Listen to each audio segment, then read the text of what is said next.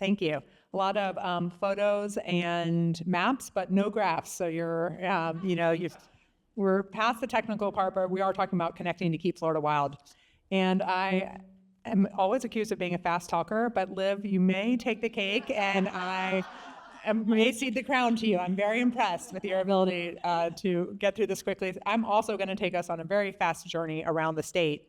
And really just to hit these three topics. What is the Florida Wildlife Corridor, why it matters, and then how you can help. We're the action panel, so we're wrapping up. And I just want to start by focusing on this watercolor map that you see. The Florida Wildlife Corridor is a connected conservation vision spanning 18 million acres of the state, nearly half the state of Florida, from the Everglades that you just heard about, all the way to Alabama and Georgia. And the main takeaway here is that while it's a huge, ambitious vision, it is achievable. And this connected habitat takes in and supports the key ecosystems that include the biodiversity hotspots you heard about this morning from Pam, and the over 700 vertebrate species and more than 4,600 plant species, including those endemic species that Bob and Pam were both talking about, and as we said, stretching beyond Florida. So how do we raise awareness and visibility for this big vision? And initially that started through these expeditions, these conservation treks across the state to prove that you could walk at the speed that a bear or a panther could and stay on connected conservation land. And those treks were really inspired by the Florida black bear. So this is researcher Joe Guthrie putting a radio collar on a young Florida black bear. And one particular bear named M34 went on this crazy journey, this 500-mile walkabout in the summer of 2010. And if you see the map of the area of Florida, he actually spanned from near Lake Okeechobee all the way up to Interstate 4, bumped along I-4 for several days, couldn't get across, spent the night in Celebration, and worked his way all the way back down the Lake Wales Ridge and back to near where he was first collared. And so we thought if a Florida black bear could do that, we could do the same sort of vision and show people really that the Florida Wildlife Corridor is not something that has to be built. It's here, it's hiding in plain sight, and our goal is to save it and protect it. So we started off on kayak at the edge of Florida Bay. I'm going to go through these very fast. And this was the first thing we saw. So the Everglades is the only place in the world where crocodiles and alligators live together. And it was a great start to an awesome journey, 1,000 miles in 100 days. We went from the mangroves, of course, to the River of Grass, worked our way to the Western Everglades and through the hardwood swamps of the Western Everglades, where you can see things like the rare ghost orchid shown here, and up onto drier land in the peninsula. We stayed on 29 different Florida cattle ranches, welcomed by those families and generational land stewards onto their property, and through habitats of all kinds of species like the endemic Florida scrub jay, looked at the habitat for all of our wildlife, including places you wouldn't necessarily think of as prime wildlife habitat, like Avon Park Air Force Bombing Range here. But these are important refugia for wildlife. And here we're on Kissimmee Prairie looking and listening for the most endangered songbird in all of North America, the Florida grasshopper sparrow. So after, and continued on to the Disney Wilderness Preserve, one of the places where you can still see the night sky, just south of Orlando. And that's getting harder and harder to do. I know that some of you were probably out last night looking for the northern lights. But really the processes that are allowed here and remain intact are important to the subsistence of endangered species like the red cockaded woodpecker.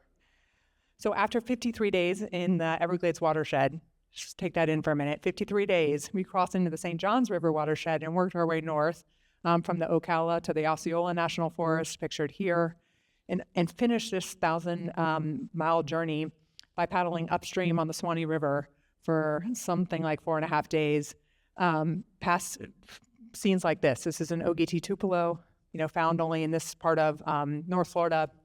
And then the dry season came to an abrupt end, and it was great, but it helped us see these migrating prothonotary warblers and finish in the Okefenokee Swamp, which is called Land of the Trembling Earth, and lots of alligators there, a great place to see. And after that journey, we realized that we had only focused on Peninsula Florida, and we'd left off really the whole panhandle. And so crazy people, we decided to do it again, another 1,000-mile journey in 2015, following that dotted line this time.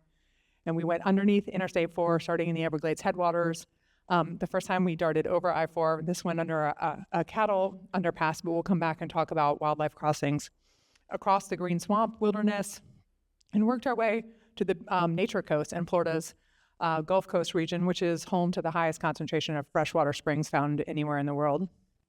So those spring-fed rivers and creeks, paddled them to the Gulf, and then working our way up through the Nature Coast, as I mentioned, to the Big Bend region, spending lots of time in Springs Country, and ultimately paddling 14 different rivers on this expedition, including the Dead Lakes here on the Chipola River and into the town of Apalachicola. And we're just realizing the vibrancy and of our estuaries and the health of the rest of the Gulf really depending on these critical estuaries. Worked our way across the Florida Panhandle.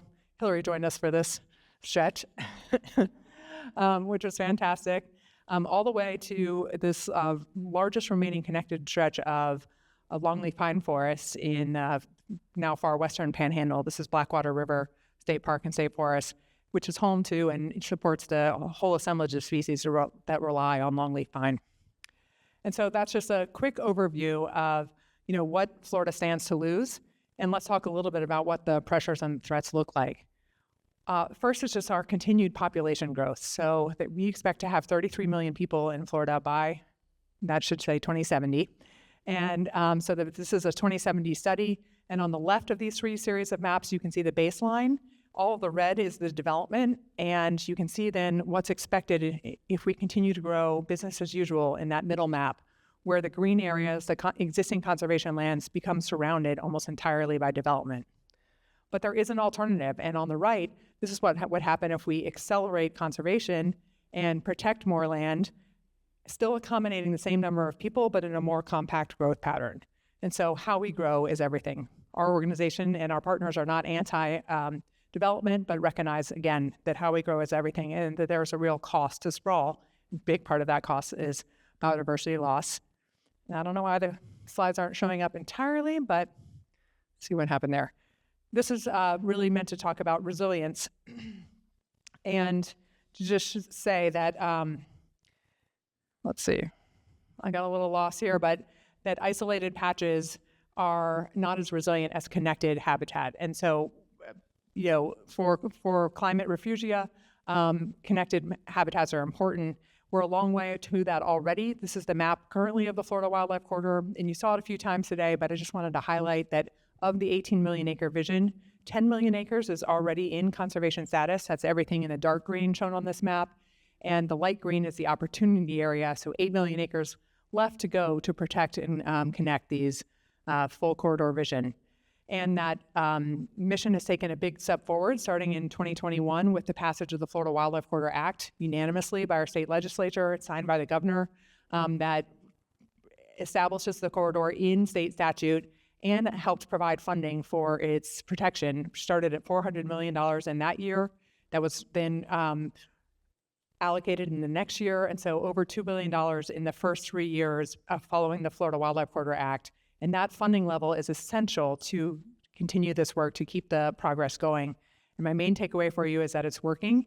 I love updating this slide. This one's already out of date, which is great because there have been more now than 87 properties and over 400,000 acres that have been protected in the corridor since the passage of the Florida Wildlife Corridor Act 4.5 years ago. And you can see they're spread around the state, so everyone's backyard, wherever you are in the state, is being protected, and there's a lot more to go. And there are a lot of wonderful things happening as well, not in addition to the land protection, as Elizabeth said, but also the recognition and engagement.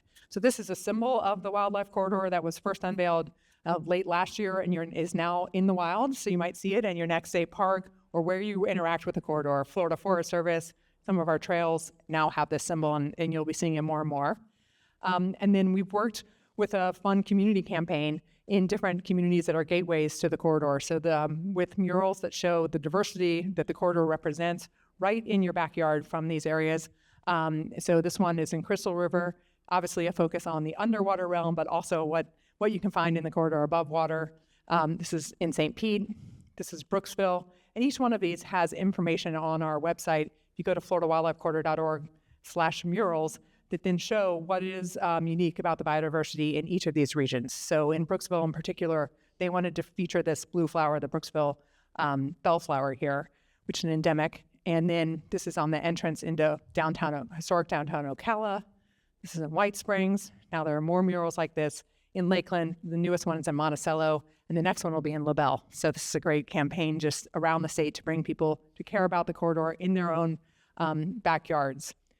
So just in closing, before I pass it to Hillary, I'd like to point out that, people in nature, we all need the same thing.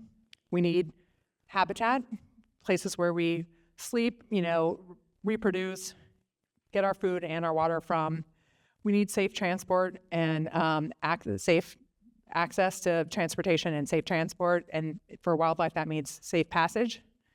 And we need shelter from the storms. And that is an increasing focus on valuing and understanding our green infrastructure, our natural infrastructure, and the compatibility of our built infrastructure going forward. So I have a number of these 10 things you can do cards on the table outside, and there's some up here on the piano, but our focus here is on action. And so there are 10 actions here, which are very easy steps to help protect the Florida Wildlife Corridor.